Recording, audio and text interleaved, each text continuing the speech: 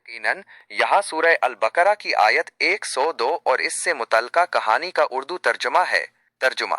और उन लोगों ने उस चीज की पैरवी की जिसे सुलेमान के अहद हुकूमत में शयातीन पढ़ा करते थे, और सुलेमान ने कुफर नहीं किया था बल्कि शैतानों ने कुफर किया था। वो लोगों को जादू सिखाते थे, और वो चीजें जो बाबिल में दो फरिश्तों हारूत और मारूत पर नाजिल हुई थीं, और उन दोनों फरिश्तों ने किसी को कुछ नहीं सिखाया जब तक कि उन्होंने ये न कह दिया कि हम तो महज एक आजमाइश हैं, बस तुम कुफर ना करो। फिर भी लोग उनसे वो चीजें सीखते थे जिससे वो मर्द और उसकी बीवी के दरमियान जुदाई डाल देते थे, हालांकि वो अल्लाह के हुक्म के बगैर किसी को कोई नुकसान नहीं पहुंचा सकते थे।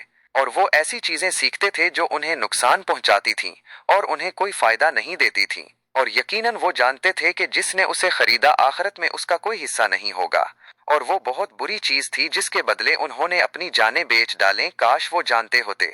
कहानी का खुलासा। मुख्तलिफ रिवायात की रोशनी में उन आयात के झैल में मुफस्सिरीन ने मुख्तलिफ रिवायात नकल की हैं जिनका खुलासा ये है।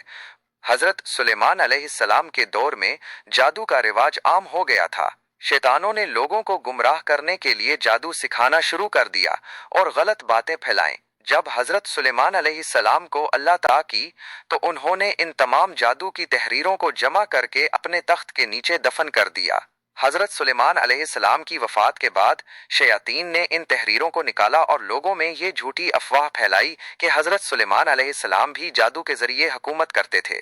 कुछ जाहिल लोग उनकी बातों में आ गए और हजरत सुलेमान अलैहिस्सलाम को बुरा भला कहने लगे।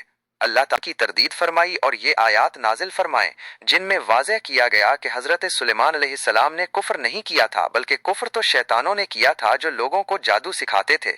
उन आयात में बाबिल के दो फरिश्तों हारूत और मारूत का भी जिक्र है जिन पर जादू का इल्म नाजिल किया गया था, लेकिन उन्होंने किसी को भी ये इल्म उस वक्त तक नहीं सिखाया जब तक कि उन्हें ये ना बता दिया कि ये महज एक आजमाइश है और वो इसके जरिए कुफर ना करें। ताहम कुछ लोगों ने उनसे वो इल्म सीखा जिससे वो मियाँ बीवी के दरमियान जुदाई डालते थे।